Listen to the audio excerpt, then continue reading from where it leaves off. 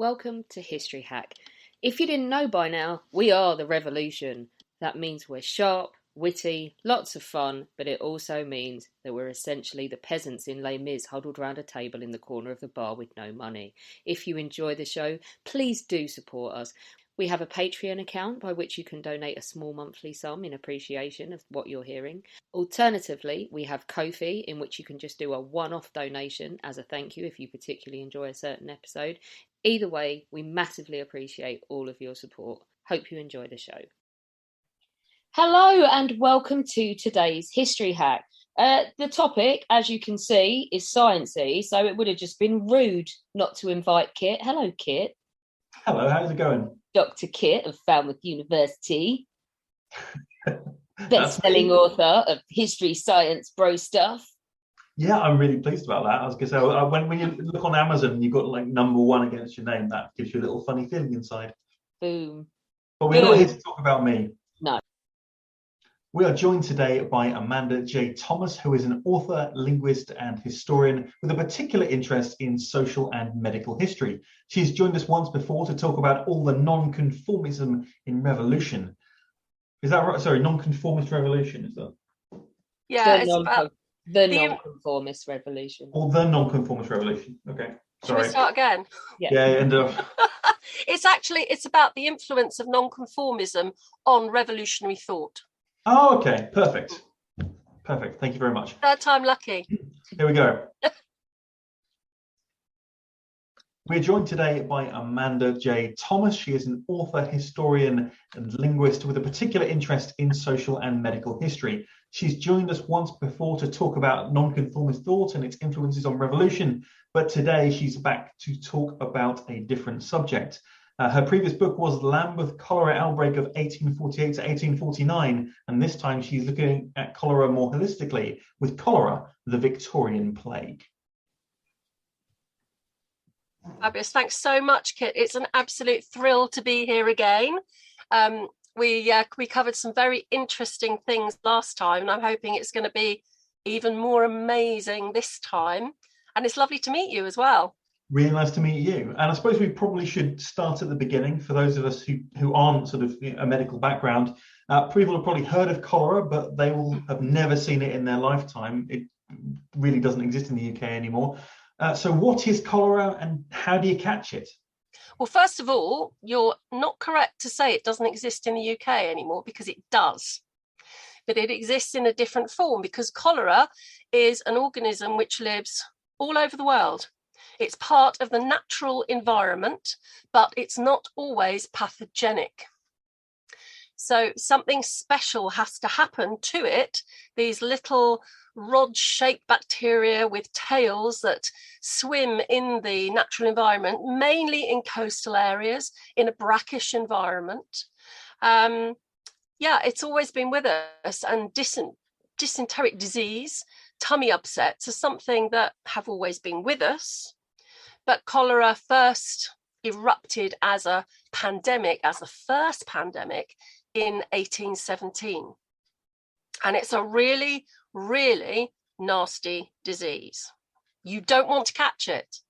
So we've mentioned the stomach upsets, but obviously there's a lot of bowel movements involved, and obviously people died. So what does cholera do to you, and is it always fatal?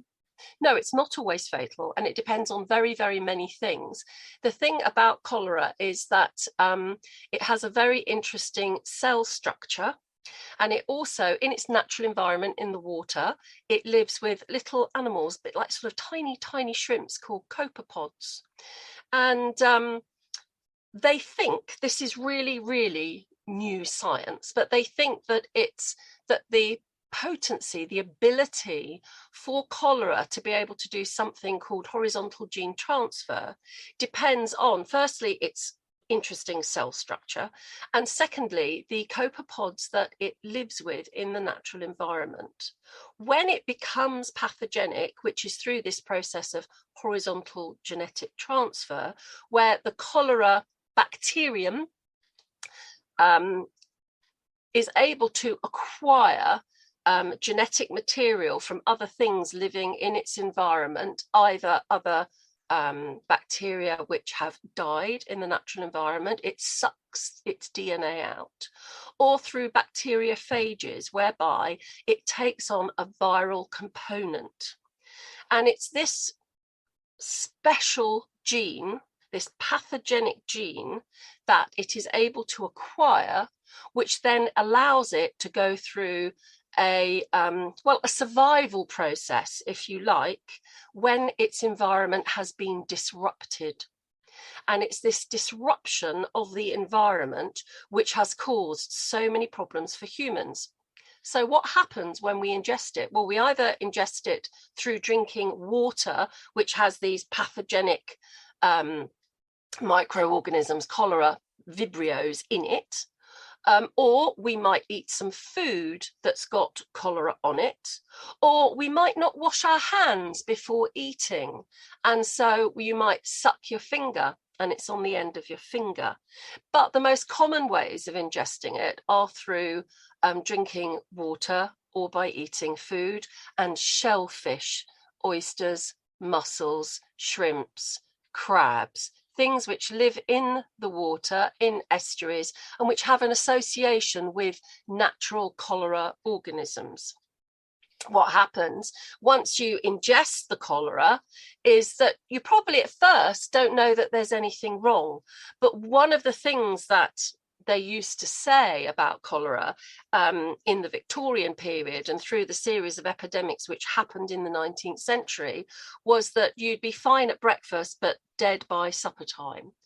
And cholera does its work, really serious epidemic, pathogenic cholera does its work very, very fast.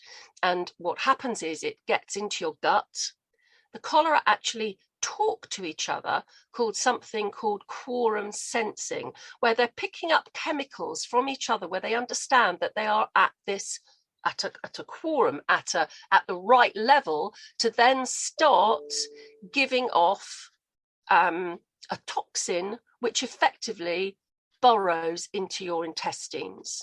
And you, as a human being, you then start to dehydrate very, very rapidly. And it's the process of dehydration which then becomes very painful. And you suddenly realize, oh my God, there is something seriously wrong. And certainly in the Victorian era, they would have known that they had cholera. So you start vomiting violently. You have violent diarrhea, but to the point, you know, where you have a tummy upset and you think, oh, I can't do it anymore. There can't be anything left inside of me. And what happens with cholera is that the diarrhea actually becomes not what you have last eaten, but the particles of your intestines themselves. And so one of the characteristics of cholera and how they were able to diagnose it was because the excreta looks like rice water. So it's clear fluid, which is your bodily fluids, with white particles of your intestinal lining in it. You dehydrate so rapidly, it's literally pumping your bodily fluids out of your body.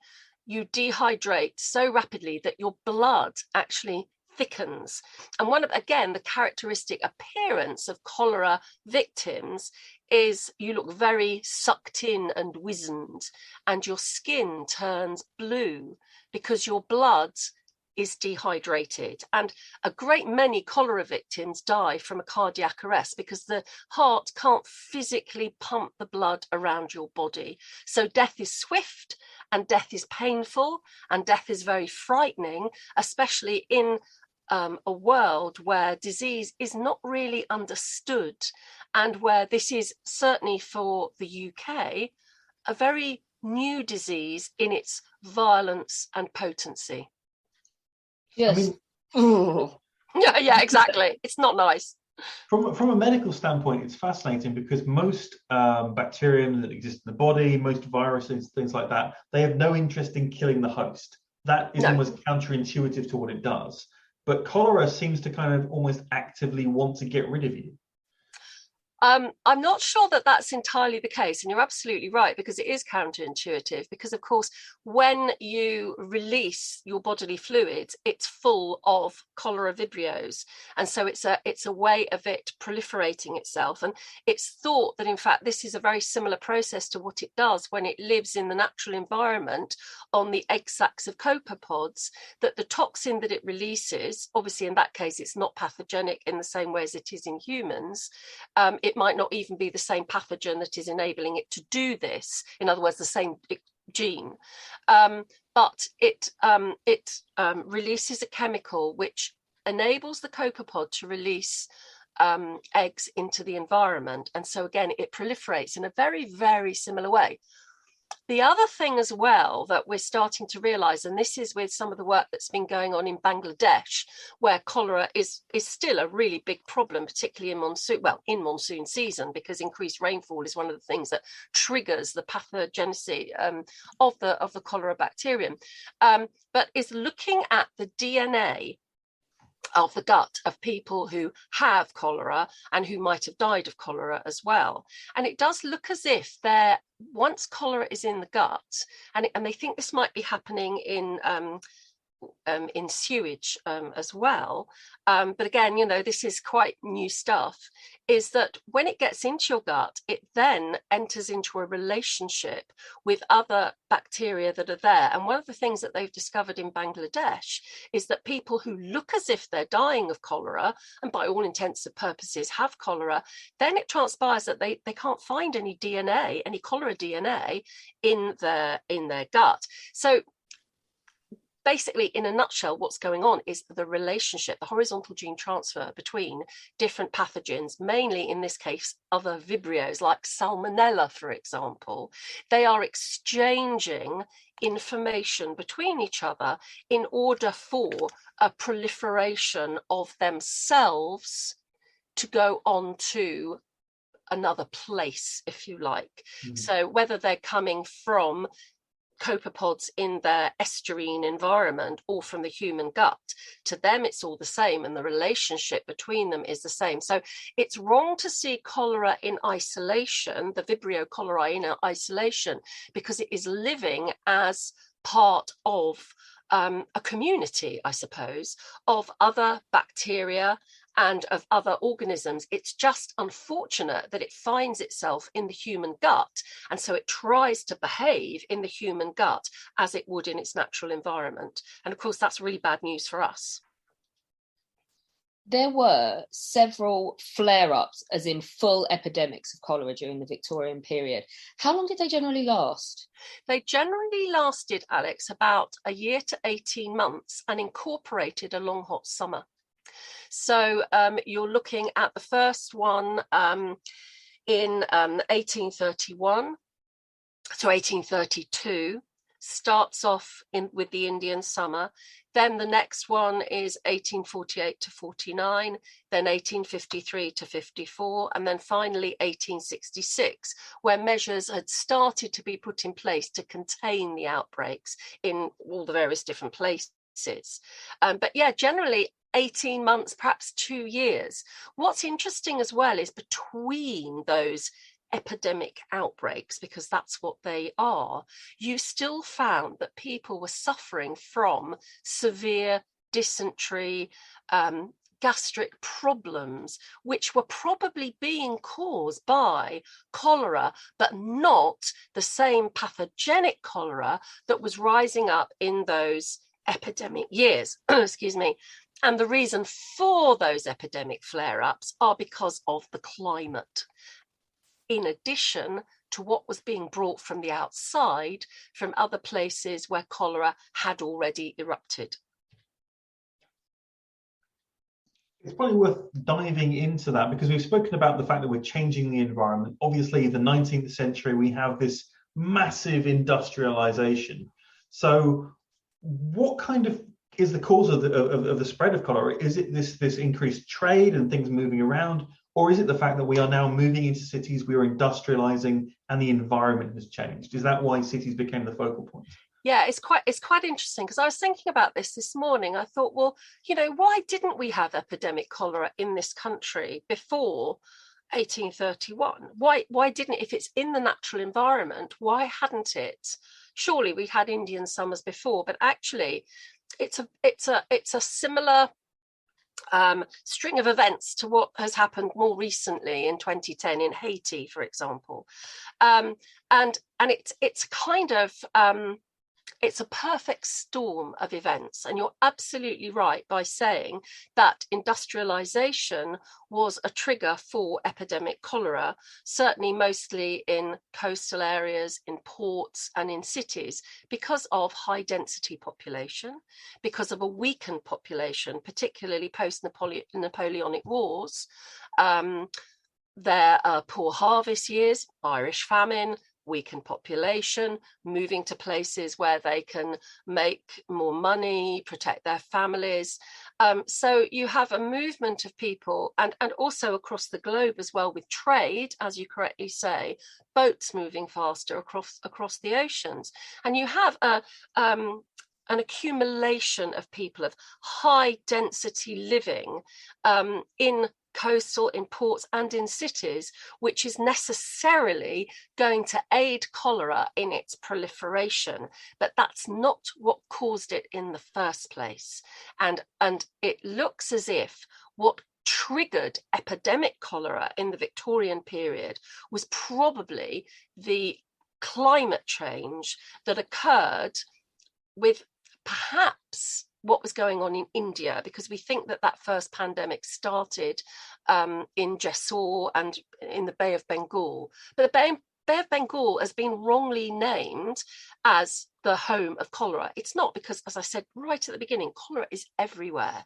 But something special happened in India in these early years of the Industrial Revolution, and it's to do with empire, with the British colonizing India, and digging irrigation channels in order to aid the production of crops. We think this might be a factor. I have to say it's not definite, but it makes sense understanding now the science.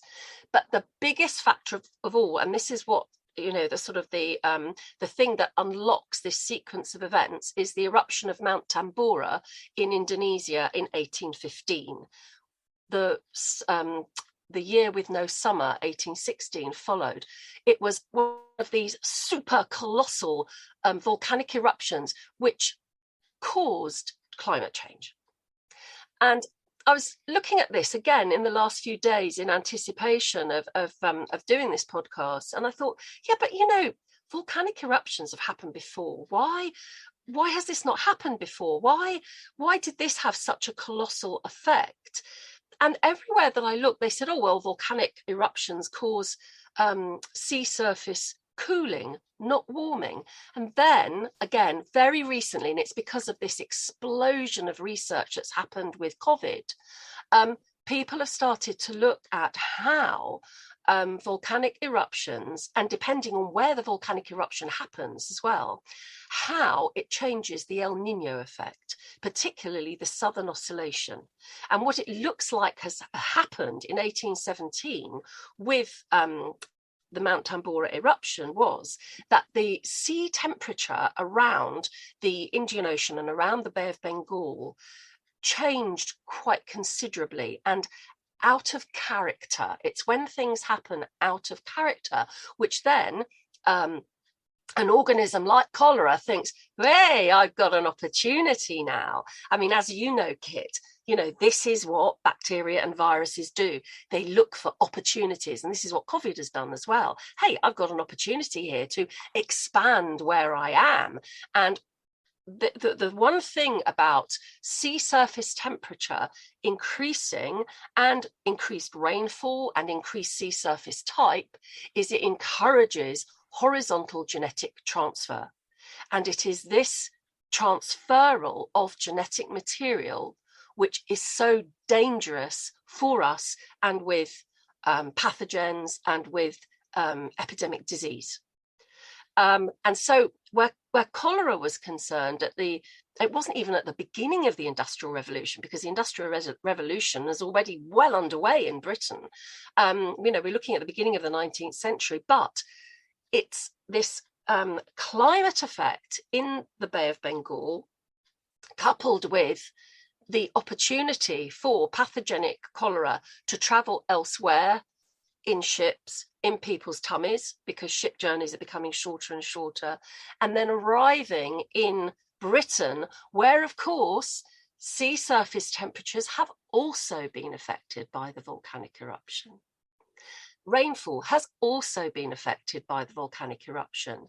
So, you know, you have to see it in that respect. But then, well, if we weren't all living in densely populated cities and ports, well, maybe that climate change might not have made a difference. But because we were all crammed into cities with poor sanitation, it meant that what was going on, for example, in the River Thames, suddenly became a problem for the people living in London and by the Thames. If they hadn't have been living there and drinking water from the Thames, wouldn't have made a difference. So that, you know, it's quite likely that this might have happened before.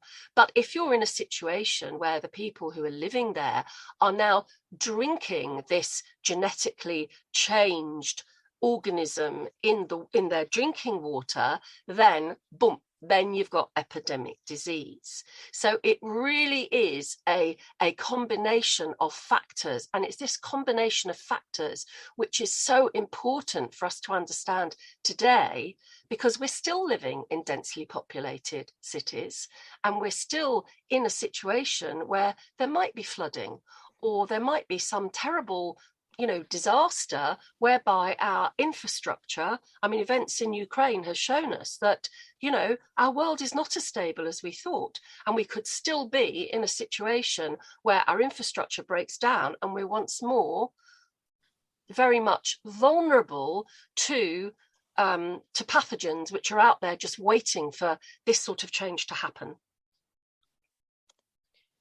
To that end, is trade in part then to blame for cholera?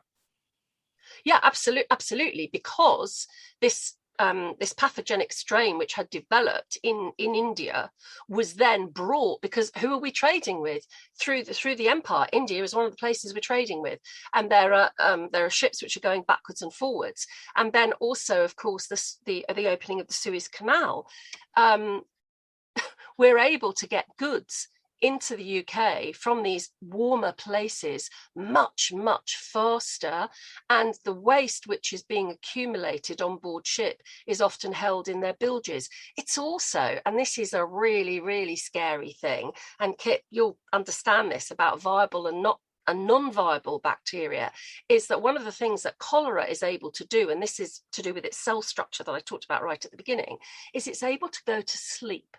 So say, for example, you're carrying material for dressmaking, for tailoring on your ship, and somebody with cholera has vomited on it or has pooed on it, or they've just got stuff on their hands and they've wiped it on the material.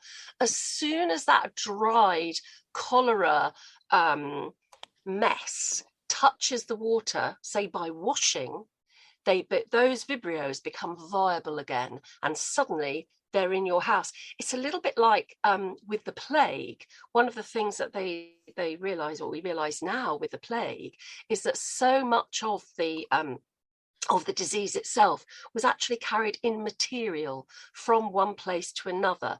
The fleas that were, so I think they were lice actually, were loved nesting, a bit like moths. Had a nice plague of moths in our house, and they love going between those little thin layers of material. And again, you bring them into your house and wham, the pathogen is in your house.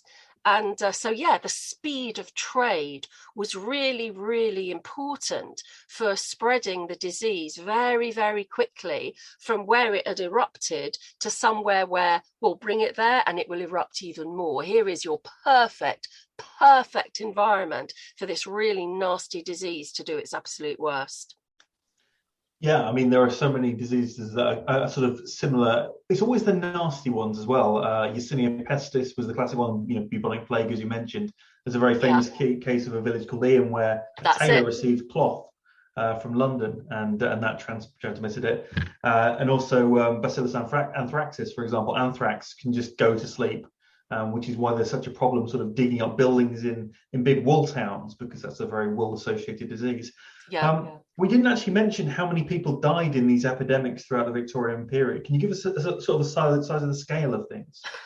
I mean, we don't know, hundreds of thousands. I mean, I was looking at some stats the other day, and we think that in the very first outbreak, it was anything from 32,000 to 50,000 I would imagine that's probably England and Wales, but it could be Britain, as a whole. But the fact is we don't know. And the other thing as well is don't forget that registration didn't happen until 1837, and even then it wasn't necessary for doctors to certify your cause of death. And so 1831, 1832, who knows? The one thing that we do know is how quickly the graveyards filled up. And we also know how many cholera graveyards had to be built all over the country to accommodate the dead. I mean, you've only got to go into a parish graveyard in London, in some places, Lambeth, for example, where I've done an enormous amount of work. I mean, the level of the graveyard has risen, 6, 7, 8 feet to accommodate the dead. And that's on top of all the plague dead in the centre of London as well, of course. So, I mean, it's absolutely hundreds of thousands. Perhaps a comparison you could make is in Haiti since 2010. I mean, and this is with medical intervention, at least 10,000 people have died just in the last 12 years.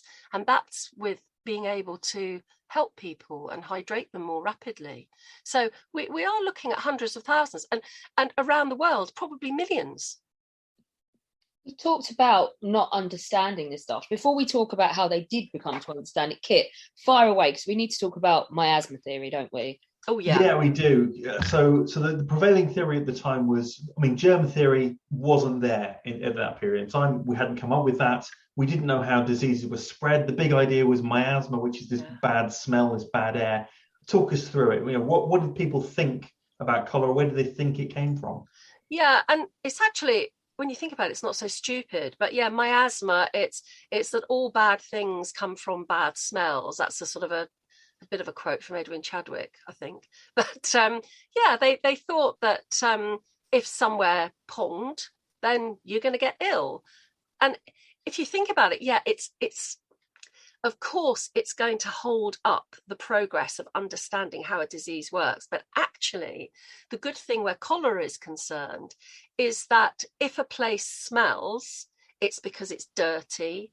And so if you clean that place, you also, a lot of people did understand that there was something to do with the drinking water. That, well, if you clean the place, then actually you notice that that people become healthier. So although it certainly obstructed the belief that disease, not just cholera, was caused by microorganisms, by germs, there was a benefit in the miasma theory in understanding that cleanliness was important.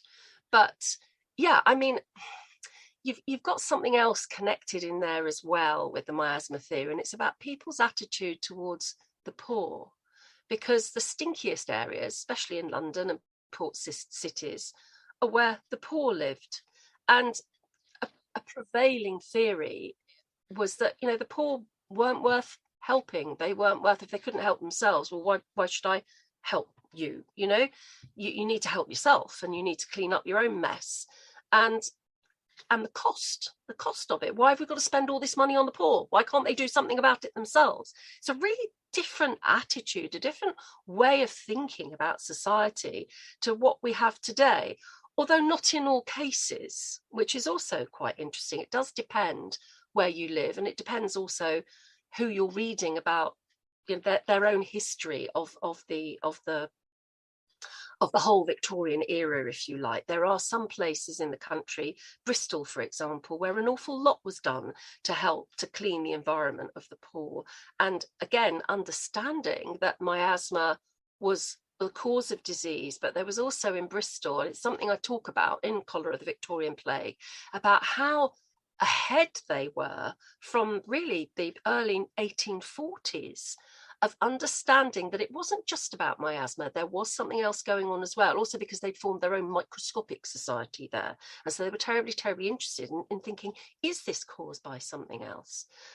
So, excuse me, yeah, you can look at it again in two different ways, but miasma was, yeah, I think on the whole, definitely obstructed and held back the advancement in understanding with cholera that it was waterborne. I mean, it's a fascinating subject. I can't imagine a government today not caring about the poor. What an outrage that would be. I'm sure people would be up in arms. But it wasn't just the poor that died, obviously. I mean, we have some famous victims of the cholera as well, such as Tchaikovsky. So who knew? Yeah. There's sort of wider things as well. But I think Alex sort of alluded to this. We probably should get on to how cholera was discovered. So how was it discovered and what happened next, I guess?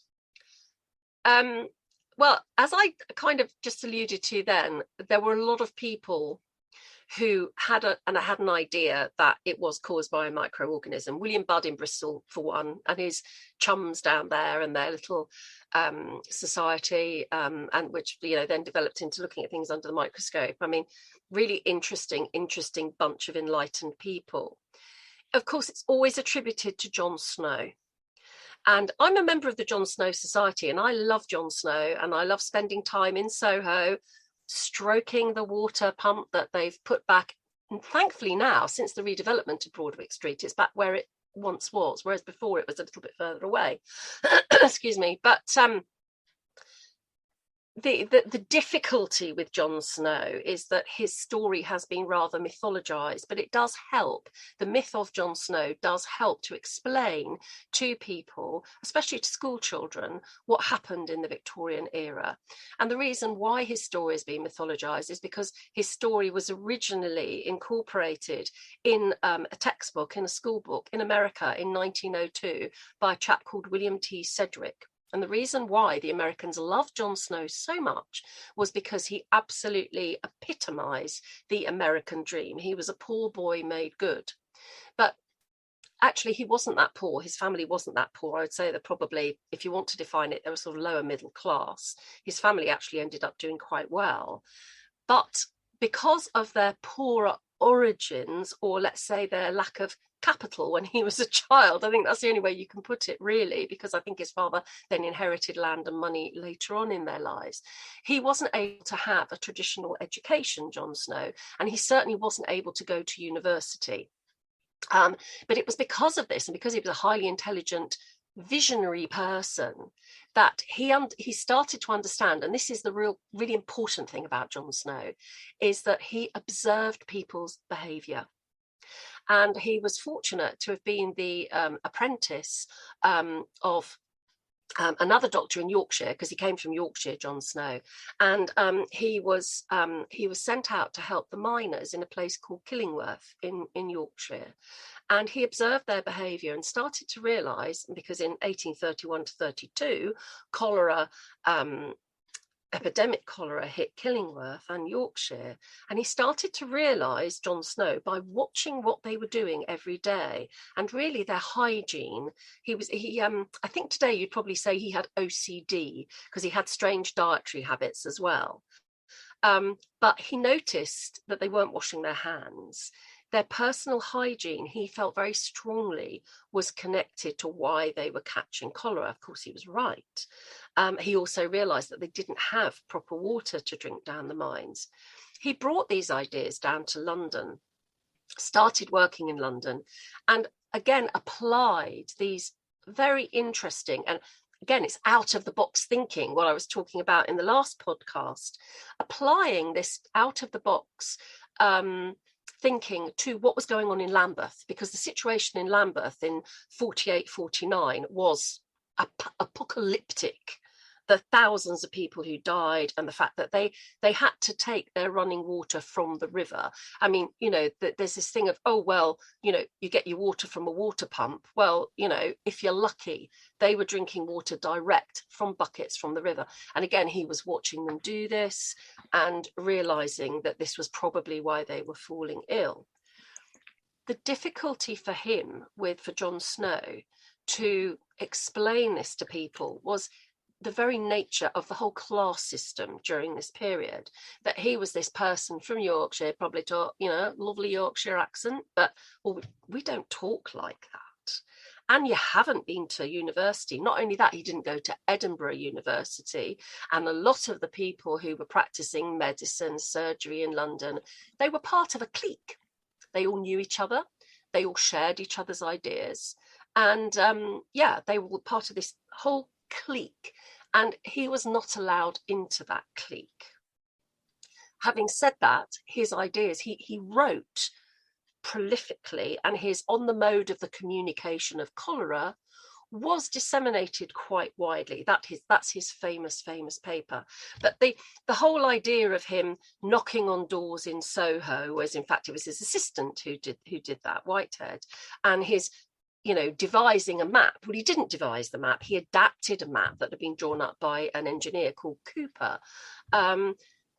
But his brilliance actually with the famous cholera map that you see everywhere is that he drew a line showing the walking distances to the pump in Broadwick Street. And that was his stroke of brilliance, because he was able then to show in talks a really easy way to understand how the pump in Broadwick Street, or Broad Street as it was known then, how the tainted water had affected people within that immediate vicinity, and also then debunk the miasma theory, because if it were miasma that were at work, then other people in that vicinity would also have been affected, but not everybody was. The sad thing about Jon Snow was that he died at the beginning of 1858. His ideas had started to become disseminated, but his ideas were then forgotten as his and were picked up by other people. And the thing which really kick-started any sort of change was the Great Stink in the summer of 1858. And because the smell of disease, the smell of putrefaction was immediately obvious to members of Parliament, and particularly to Benjamin Disraeli, and they realised that something needed to happen. But poor old Jon Snow, great visionary, but not good on the PR front.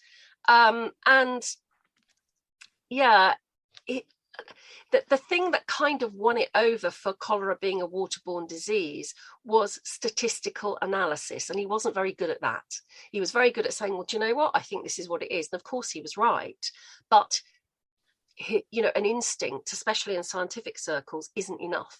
You've got to be able to back up your theory with proper evidence, and he didn't do that. I think we should start talking about COVID and correlations with cholera, because they're undoubtedly there. So, has cholera shaped our understanding of COVID? Is there a correlation there for us to look at? Amazingly, yes, there is. Yeah. I think that epidemic disease, the way that cholera was dealt with in the Victorian era, and again, I go chronologically in my book through all the different things that happened, was that the door was not closed until the horse had well and truly bolted. And I think that also proper systems were not set up during the Victorian period, mainly because they didn't want trade to stop. It's not that dissimilar to what happened with COVID. Oh, well, we'll keep the airports open because, well, it's tourism. We want people to still be moving around. Do we find the similar restrictions for cholera? No, not for the movement of people, but they did try to restrict ships, and there were quarantine areas set up at various different places and at various different times. But it was also very easy to break those restrictions. And there was one famous incident in Southampton where that happened, and the ship was in quarantine, but the people. A cheer there from Kit. But people Southampton spreading plagues. Exactly. It's your hometown, dude. The ship was in dock quarantine, but the people were able to get on and off. and so then brought cholera into the city. And so, you know, I think that the big correlation is that political and economic factors always win through above protecting people's health. Unfortunately, it's only again when you see thousands of people dying and you think, oh, maybe we should do something about this. One of the most fantastic things that I've discovered recently, and an absolutely strong correlation, and it's because of the work that's been going on currently with cholera. Actually, before I talk about that, I should also say that the great thing about the pandemic, because all ghastly things do have a silver lining, is that it has speeded up research and looking at bacteria and viruses in a completely different way. And you know, all of our ideas you know, are wrong, really. Well, or at least they're not quite right. But yeah, my hero, the person who I would invite to my dream dinner party, is Professor Rita Colwell, who has overcome a pretty toxic environment in the workplace, in laboratories in the United States. I mean, she's nearly 90 now, and she's very much encountered this, oh, well, you're a woman, you don't know what you're talking about.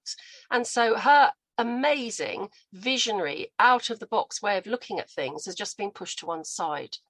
But suddenly, well, not suddenly, but thank heavens, her work is finally being recognized and understood. And one of the things that she was asked to do during the during the COVID outbreak, was realizing that one of the things with epidemic disease that is really, really useful is mapping, and being able to see, because pathogens are organisms which live a lifestyle, if you like, there's going to be a pattern with what they do. And so mapping is really, really useful to be able to predict where something is about to break out. And she adapted their cholera maps, which showed through the sewage system where cholera was about to break out. So I said earlier, you can detect vibrios in people's poo. You know that you've got cholera, you've got pathogenic epidemic cholera in your neighborhood by looking at people's poo, because the vibrios that you have excreted is in the wastewater. Now, bit of an alert here if you're eating a sandwich. Maybe I should have said that before, but we can also do that with COVID. The COVID virus is in your poo. It's in the wastewater. And what they amazingly were able to do in the United States, they adapted the cholera tracking maps to COVID, and they were able to predict where cholera was about to erupt in different states in America. So that's one fantastic thing that we've learned from cholera that has been able to be adapted to COVID. But the work that Professor Colwell has been doing on horizontal genetic transfer, and with understanding that the natural environment, the host environment for pathogens is not humans, it's the natural environment, it's the sea, it's rivers, estuarine environments, it's probably the soil, the air, perhaps. Water is, you know, a big thing. And adapting the work that she's done with cholera to what we can find out about COVID. And the other amazing thing, being a woman, is that she talks to people. She doesn't just keep her work in her lab. Throughout her career, she's gone and worked with other women in other departments and said, so what are you working on? Oh gosh, that sounds ever so similar to what I've been working on. I wonder if there's a relationship. And so really, you know, being able to use the experience of, cholera in the past, the work that she had done in oceanography at one part of her career, with adapting how cholera is working, and then also how COVID is working, and of course other emerging pathogens as well, and with climate change. One thing we do want to go back to is of course cholera, because how it is, as you mentioned, it's still ongoing in many countries, particularly the Indian subcontinent. Has cholera broken out recently, and how has our current scientific understanding changed? Based on the epidemiological work that we're doing at the moment. Did the Yeah. Victorians get it right, or are they slightly wrong? Yeah, yes, no. I mean, Victorians, I think they did get it right in that we know it's in the water. And I think that the one thing that I feel the Victorians really got right, and Jon Snow, because I need to wave the flag for him, really, I mustn't be unkind, is observation. Observing what people are doing, their daily life, is really, really important. So yeah, and cholera is active and out there. I mean, Yemen, for example, Mexico, Haiti is still a problem. Bangladesh, as soon as the monsoons come and it floods, and the flooding, what happens is, of course, that estuarine, coastal, warm water, full of cholera and its lovely little copepods, all come into the mix with sewage. And as I said earlier, sewage also, we think, probably does help horizontal genetic transfer with microorganisms, with bacteria and viruses. So yeah, it brings that whole marine environment to human beings. So cholera is an ongoing problem. The only way that you can stop it, because it's a natural organism, is by ensuring that you have clean drinking water, ensuring that you wash your food, and ensuring that you wash your hands with soap and water. That breaks the cycle. Those three things break the cycle. And also be careful what you eat from the marine environment. For example, I would not eat raw prawns and shrimp, because cholera is associated with shrimp in the environment. So boil them, then the problem goes away. So it's trying to break that link, and also to ensure that when natural disasters occur, where we know that there is a climate issue, of ensuring, as in Haiti, for example, that those people who were affected are instantly helped and are given clean water and are told, make sure you wash your hands after you've been to the loo, wash your hands. Don't not wash your food. Make sure you wash your hands before you eat. It's really, really important. So it's trying to break that link. But one of the things that Professor Rita Colwell says is that we can't eradicate cholera because it's there. But what we can do is to stop it becoming pathogenic in emerging countries. But I mean, it could just as easily still break out here if we had some major flooding event. I think I've missed something else that you asked me there. There was another aspect to that question as well. It's about the current scientific understanding and the epidemiology. Yeah. So the other thing that I was going to say is that it is this anticipation of the problem, because we can't eradicate cholera, and probably this goes for the common cold as well, because it's a part of the world. The environment is really, really important. The minute you disrupt your environment, you are creating an opportunity for pathogens to cause disease. So it's a question of, one, respecting the environment and to try to limit climate change, because it is a one-way street.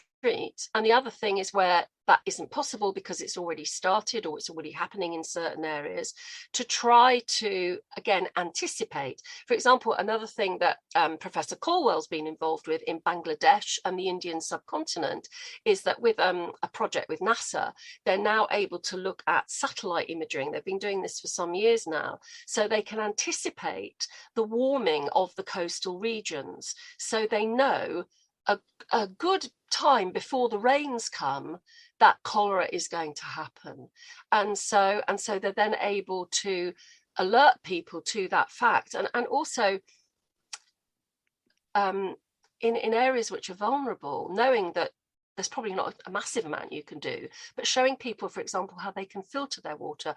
One of the things that Professor Colwell's been involved with in Bangladesh is a project where women are shown with their sari cloth. I think they fold it 4 times. They've given them now special sari cloth, and they filter their drinking water through the layers of sari cloth.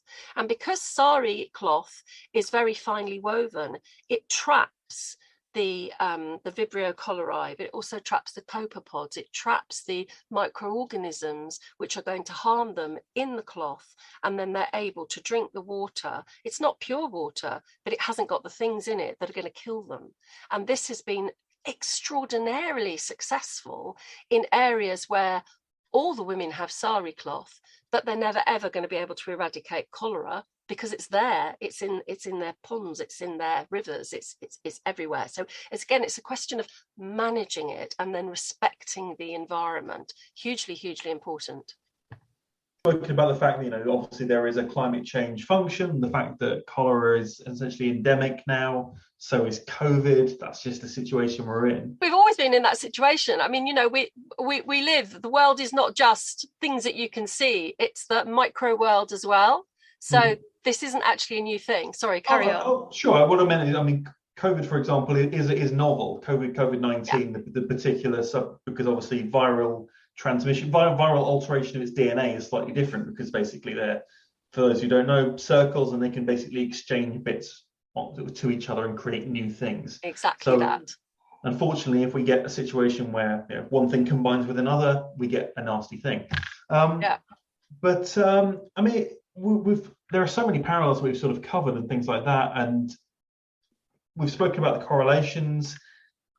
Is there anything that the study of cholera and its prevention can help us in terms of tackling COVID, or where will the future take us? Are we going to have another type of cholera as well? Is that something we could see? I think we will. I mean, I think obviously I go out and do quite a lot of talks about this, and all of the work that I do on social and medical history, and my work on nonconformity as well. But the one thing that I always say at the end of my talks is, just wash your hands with soap and water.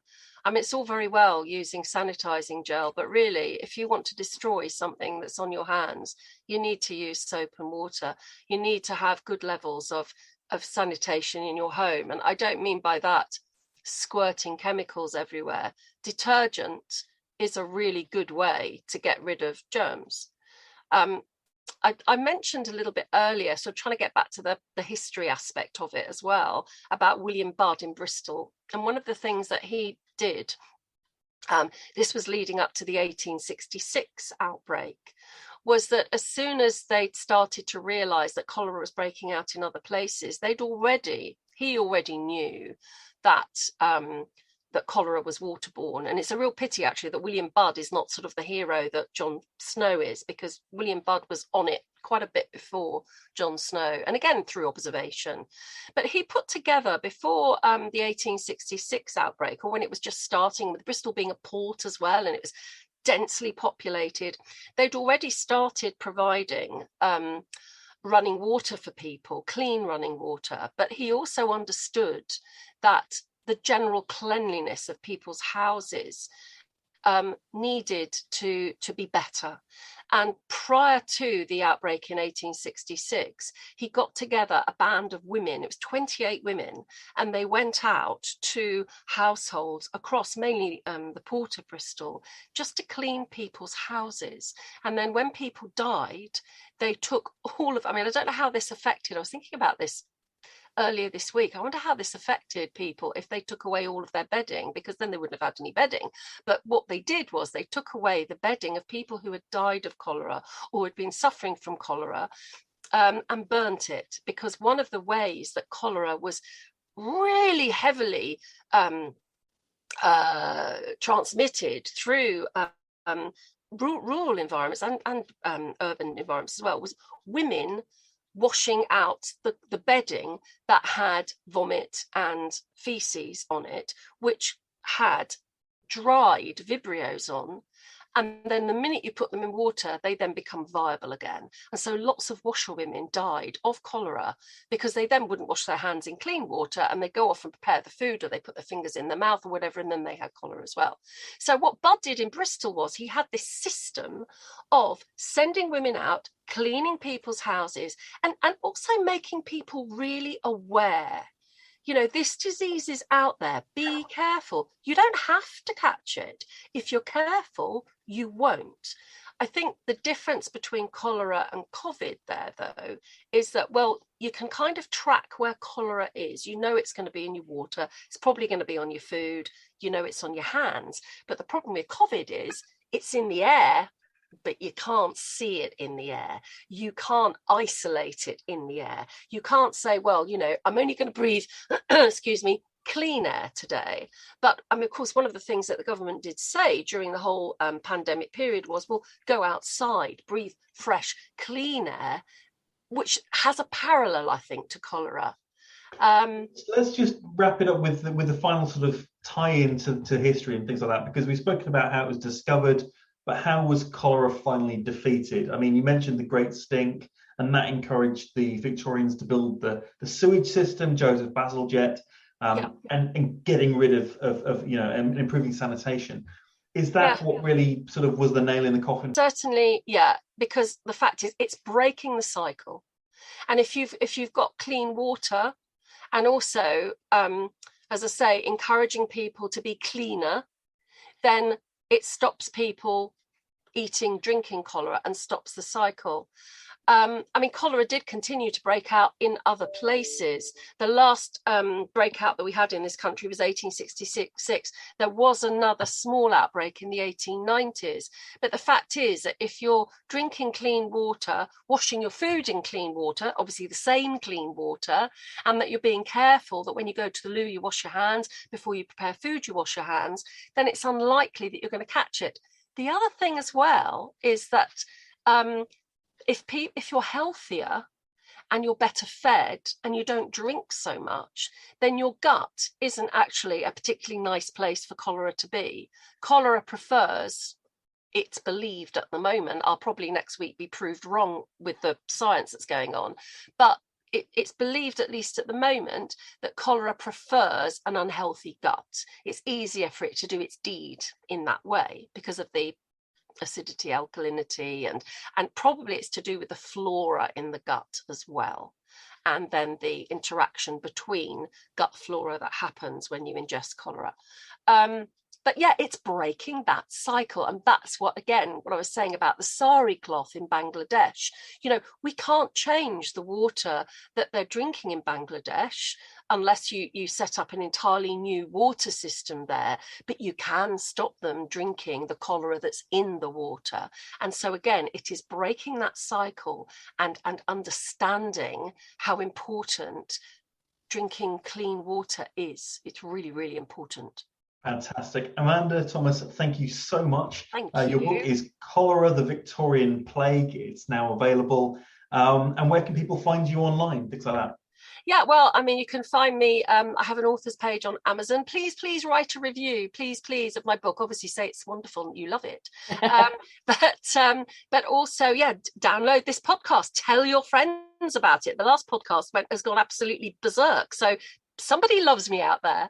And please buy my books. And then if you're part of a small organization, I will come and talk to you. I will come and spread the love of cholera and getting excited about history. But not spread cholera. No. Well, kind of if you want me to, but no, absolutely not. But just, I think it's also because disease has such a massive implication for today and with what we've been through with the pandemic, informing ourselves of what happened in history is absolutely the most important thing we can possibly do. So keep reading my books, please. Thank you very much, Amanda. This has been Kit and Alex saying, always wash your hands. Oh, thank you.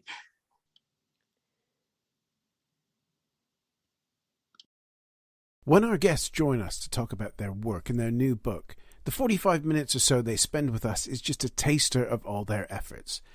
So to this end, we have launched our very own bookshop on bookshop.org. where you can find our guests' latest and greatest books. You can support them and you can support History Hack too.